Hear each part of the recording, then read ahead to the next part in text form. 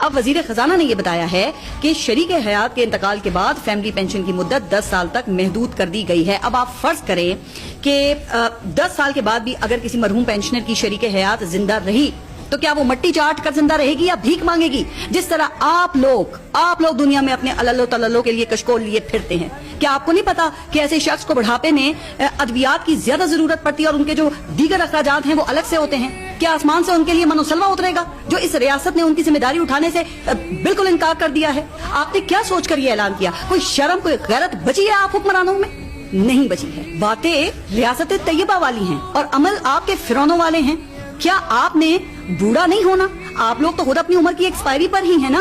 یا آپ نے مرنا نہیں ہے کہ آپ میں اللہ کا خوف ہی ختم ہو گیا ہے؟ اچھا، جو باقی 55% لوگ بچتے ہیں ان کی اکثریت کو حکومت نے ایسے نچوڑا ہے جیسے کوئی ماہر دھوبی گیلے کپڑے کو نچوڑتا ہے. اب یہ گزشتہ سال تنخواہ دار طبقے سے حکومت نے 500 ارب سے زائد ٹیکس اکٹھا کیا ہے اور بدلے میں کیا دیا؟ ریکارڈ مہنگائی، جس نے مڈل کلاس کی قوت خرید کو بالکل ختم کر دیا ہے.